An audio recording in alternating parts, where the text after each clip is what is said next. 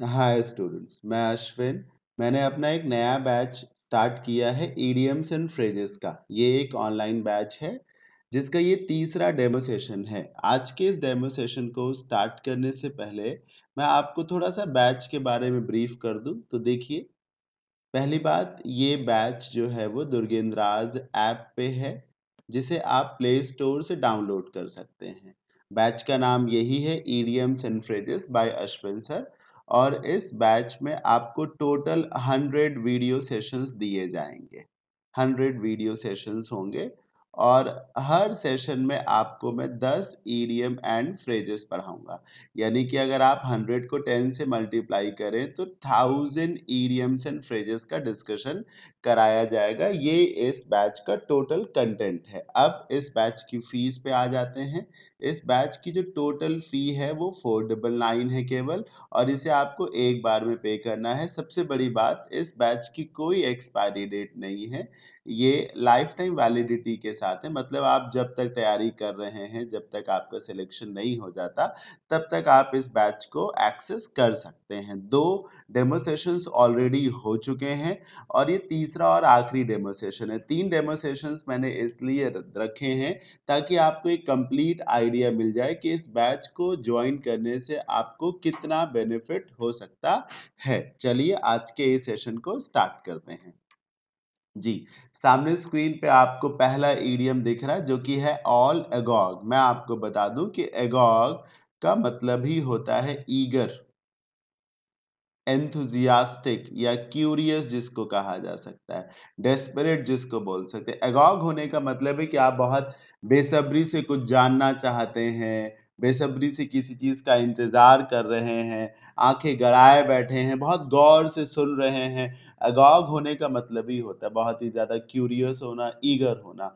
तो ऑल अगॉग होने का क्या मतलब है? आप किसी बात से बहुत अमेज्ड हैं, इम्प्रेस्ड हैं, बहुत चाव से, ध्यान से उस बात को सुन रहे हैं, जानना चाहते हैं, है ना? जैसे होता है ना, एक एक इडियम होता है ऑल ईयर्स। तो आप बहुत ध्यान से किसी की बात को सुन रहे हैं। सामने स्क्रीन पे आपको एक पिक्चर भी दिख रही है ऑल एगॉग। आप फेस से समझ सकते हैं कि कोई बहुत ज्यादा इम्प्रेस्ड है, कोई बहुत ज्यादा अमेजिंग फील कर रहा है।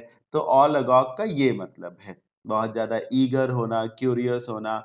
एग्जाम्पल को देखिए, the audience was all agog as the speaker recounted tales of his experience. Recount करने का मतलब होता है पुरानी बातों को याद करना। टेल्स मतलब कहानियां, हिज एक्सपीरियंस अपने अनुभव को वो याद करते हुए जब सबको बताते हैं। As a stunt car driver, मतलब जो स्पीकर है वो कभी स्टंट कार ड्राइवर रहा होगा। पुराने दिनों की यादें ताजा करते हुए जब वो अपनी बातें कह रहे हैं, रिकाउंट कर रहे थे अपने एक्सपीरियंस को, तो हर कोई बहुत ही क्यूरियस होके उन्हें सुन रहा था। सबको बड़ा अच्छा लग रहा था, सब ये भी जानना चाह रहे थे कि फिर क्या हुआ, फिर क्या हुआ।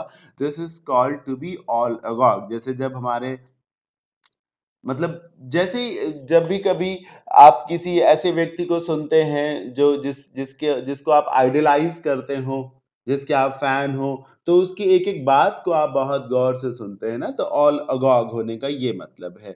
नंबर 2 पे आइए, ऑल मून शाइन। अब आप समझिए मून शाइन। पहली बात, आप सबको मालूम है चंद्रमा में कोई रोशनी नहीं होती। साइंस के मुताबिक चंद्रमा से जो रोशनी दिख रही होती, वो सूरज की रोशनी चंद्रमा पर पड़ रही होती है, तो वो चंद्रमा की रोशनी हम तक पहुंचती है।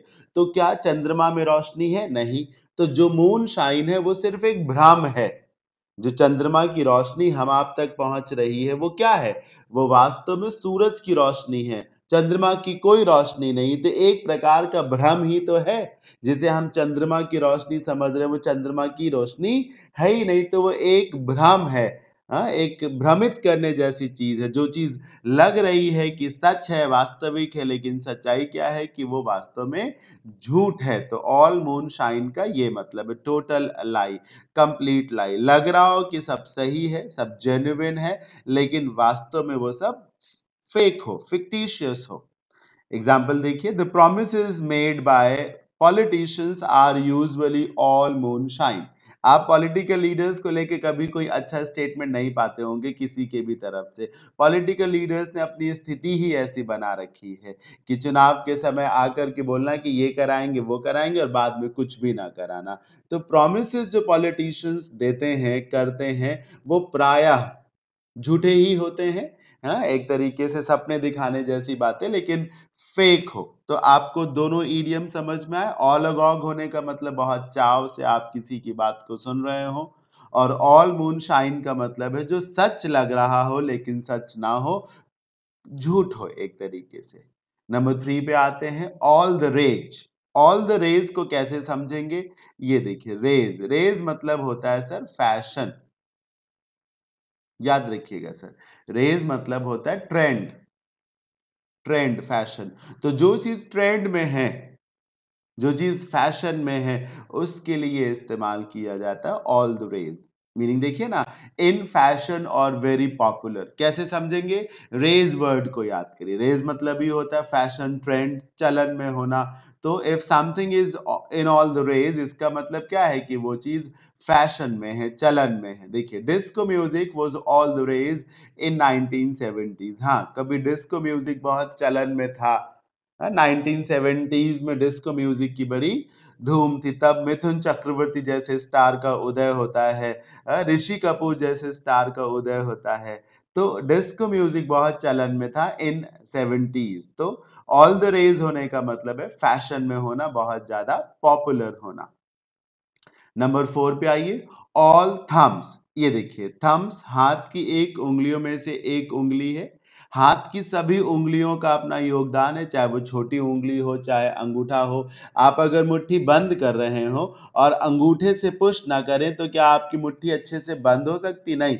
बंद करने के बाद आप अंगूठे से उसको पुश करते, तब वो बंद होती है। सबसे छोटी उंगली की भी अपनी वैल्यू है। अगर सारी उंगलियां एक जैसी हो, तो क्या आप मुट्ठी बंद कर सकते हैं? नहीं बंद कर सकते। तो सारी मिडिल फिंगर्स भी ठीक नहीं है, सारी इंडेक्स फिंगर्स भी ठीक नहीं है, ऐसे ही सारी उंगलियां थम्स हो, ये भी तो ठीक नहीं होगा। एक इमेज है, इसको देखिए। अब देखिए सर, सब हाथ में अंगूठे ही अंगूठे दिख रहे हैं। ये भी अंगूठा, ये भी अंगूठा, ये देखिए अंगूठा, ये भी अंगूठा, ये भी अंगूठा, ये भी अंगूठा। कैसा लग रहा है आपको?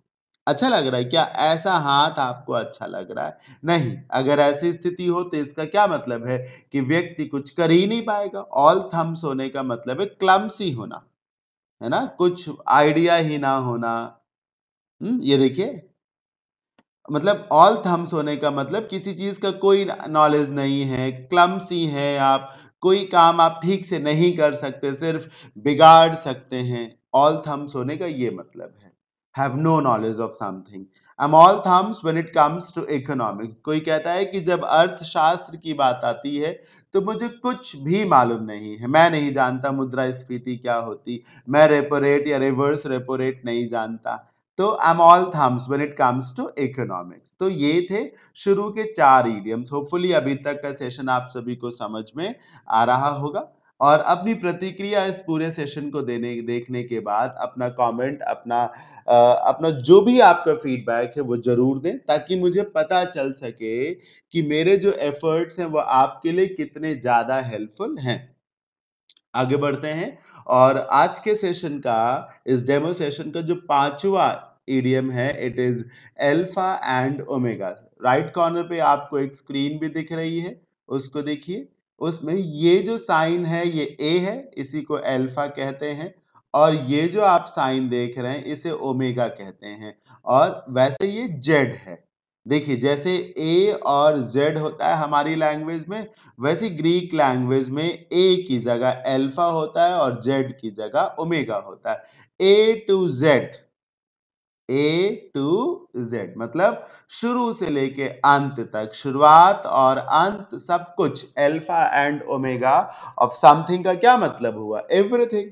कितना सरल हो गया याद करना। अल्फा मतलब ए, ओमेगा का मतलब है जेड, ए टू जेड। जैसे कोई आपसे कहे ए टू जेड बताइए, तो आपसे क्या बोला? टेल मी एवरीथिंग, है ना? जैसे किसी मामले में पुलिस आपसे स्टेटमेंट लेने के लिए आती, तो पुलिस ऑफिसर क्या बोलता है कि आप मुझे ए टू जेड बताइए, मतलब from the very beginning till very and, है ना? तो शुरू से लेकर आखिरी तक, मतलब सब कुछ आपको बताने को कहा जा रहा है। तो अल्फा एंड ओमेगा का क्या मतलब हुआ? एवरीथिंग। चलिए एग्जाम्पल देखते हैं जी। He was forced to learn the alpha and omega of corporate laws in order to even talk to the lawyers, है ना? लॉयर से बात करने के लिए भी उसको कॉर्पोरेट लॉज का A to Z सब कुछ तैयार करना पड़ा, सब कुछ पढ़ना पड़ा। Alpha and omega of the corporate laws उसे प्रिपेयर करना पड़ा in order to even talk to the lawyers, lawyer से बात करने के लिए। अब हम नंबर 6 पे आते हैं, बहुत ही इंपॉर्टेंट इडियम है, it is an I wash. अब आप समझिए, आंखों पे धूल जमी हुई है, एक पर्दा पड़ा हुआ है, आप कुछ देख रहे हैं। इन बातों को आप सुनते होंगे, धूल जमी हुई है या पर्दा पड़ा हुआ। अगर आंखों पे पर्दा पड़ा हुआ है तो सच कुछ और है और देख आप कुछ और रहे हैं।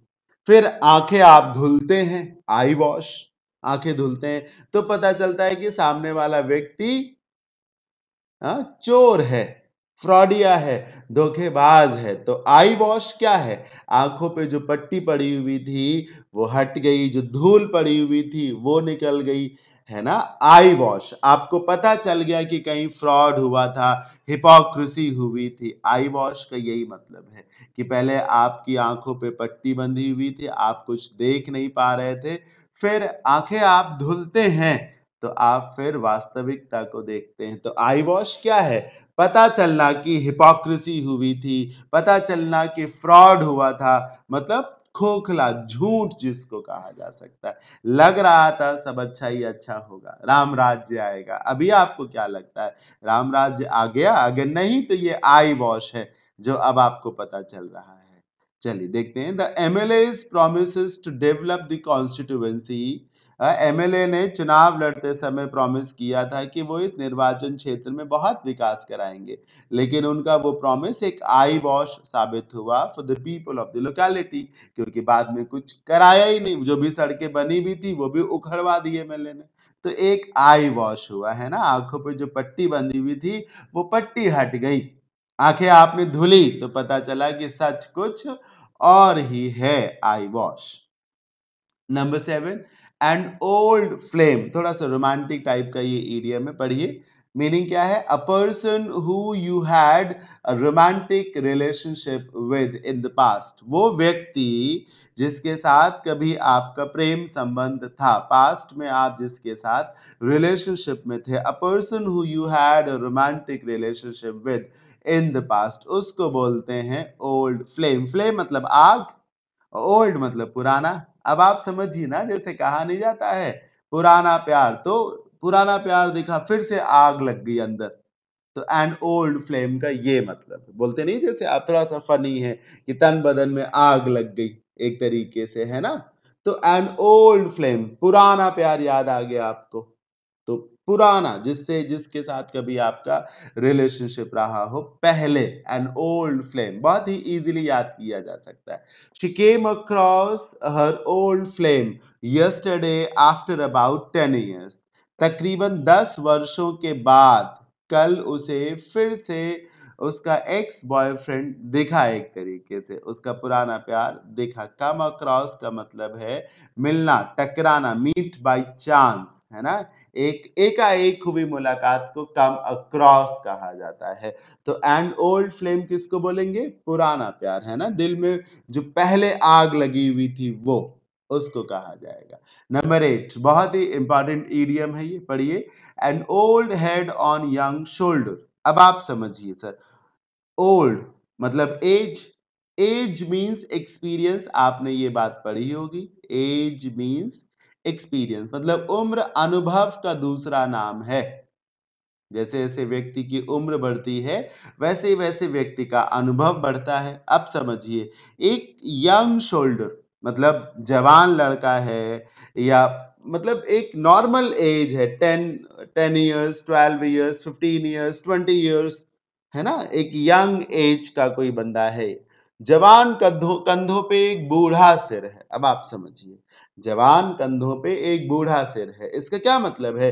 कि व्यक्ति की उम्र तो बहुत कम है, 20 साल के आसपास है, लेकिन उसका दिमाग उतना है जितना कि एक 50 साल के व्यक्ति का हो, क्योंकि एज मीन्स एक्सपीरियंस। वो व्यक्ति जो अपनी उम्र से कहीं ज्यादा समझदार हो, जो उम्र से आगे की सोचता हो, है ना। एक 20 साल के बंदे के पास 40 साल के व्यक्ति का दिमाग हो तो क्या कहा जाएगा? An old head on young shoulders. Important idiom है, पॉजिटिव ईडियम है, समझ में आ गया होगा। अ चाइल्ड और young person who thinks and talks like an old person who has, ये देखिए, मोर एक्सपीरियंस ऑफ लाइफ, है ना। एक बच्चा या फिर एक युवा जो कि सोचता है और बात करता है एक ओल्ड पर्सन के जैसे, कि जिसके पास जीवन का ज्यादा अनुभव हो, तो वो व्यक्ति जो अपनी उम्र से कहीं ज्यादा होशियार हो उसको कहा जाता है, समझदार हो उसको कहा जाता है an old head on young shoulders. Example देखिए, शैली मे बी ओनली 13। शैली की उम्र हो सकता है कि मात्र 13 वर्ष ही हो, but she is so insightful. Insightful होने का मतलब है जब आप बहुत अच्छे से सोच विचार सकते हैं। इंसाइटफुल होने का मतलब है आप कंपोज्ड हैं, आप जानते हैं कब क्या डिसीजन लेना चाहिए, है ना। नॉलेजेबल होना उसे कहा जाता है। She is really an old head on young shoulders. 13 साल की बच्ची है वो, लेकिन बहुत आगे का सोचती है, वो बहुत ज्ञान है उसे। इसका मतलब है she is carrying an old head on her young shoulders. Number 9 देखिए। होपफुली अभी तक का सेशन आप सभी को अच्छा लग रहा होगा, समझाने का तरीका भी आपको मेरा अच्छा लग रहा होगा। मैं फिर से बता दूं कि ये डेमो सेशन है, डेमो सेशन 3 है मेरे नए बैच ईडियम्स एंड फ्रेजेस का। बाकी टोटल बैच की जो डिटेल्स हैं, पूरे बैच की जो डिटेल्स हैं, वो इस वीडियो के नीचे डिस्क्रिप्शन में गिवन है, वहां से आप सारी डिटेल्स ले सकते हैं, देख सकते हैं। Number 9, as duck takes to water. Duck मतलब बतख। बतख के लिए कंफर्टेबल प्लेस क्या है, जमीन या फिर पानी? आप सब जानते हैं बतख का शरीर ही ऐसे बना है कि वो पानी के लिए बहुत कंफर्टेबल है। नाव जैसा उसका पेट होता है, तो बतख के लिए पानी में जाना, बतख के लिए पानी में रहना, बतख के लिए पानी पर तैरना चुटकी बजाने जितना सरल काम है ना, बाएं हाथ का काम है। तो something that is very easy to do, very natural to do. बतख के लिए पानी में तैरना एक नेचुरल काम है ना, एक इजी जॉब है। बतख के लिए जमीन पे चलना मुश्किल है, उड़ना तो लगभग उसे आता ही नहीं है, यूं मानिए, क्योंकि बतख उड़ने का काम ही नहीं करती। एक तरीके से पंख होने के बावजूद वो पंखों का कोई खास इस्तेमाल नहीं करती, है ना। तो जो एवोल्यूशन ऑफ लाइफ है उसके मुताबिक आप अपने शरीर के जिस अंग का इस्तेमाल लंबे समय तक नहीं करेंगे वो एक तरीके से रेमिनेंट बचता है या अवशेषी या अंग हो जाता है। तो बतख का हमेशा से काम रहा पानी में तैरना, तो उसका पेट भी नाव के जैसे बन गया ताकि उसे तैरने में और सरलता रहे। तो as a duck takes to water, something that is very easy to do for you, something that is very natural for you to do, तो वो काम जो आप बड़ी ही आसानी से, सरलता से, प्राकृतिक रूप से कर सकते हैं। ठीक है। एग्जाम्पल देखिए, the baby adopted to the bottle as the duck takes to water, है ना। बच्चा पहले माँ का दूध पीता था, फिर उसको बॉटल दी गई और बॉटल उसने बहुत जल्दी अडॉप्ट कर ली। कभी कभी बच्चे आसानी से बॉटल्स अडॉप्ट नहीं कर पाते हैं, लेकिन इस बच्चे ने बहुत जल्दी से बॉटल को अडॉप्ट कर लिए, जैसे कि as a duck takes to water. समझ रहे हैं आप, कंपैरिजन टाइप से किया गया।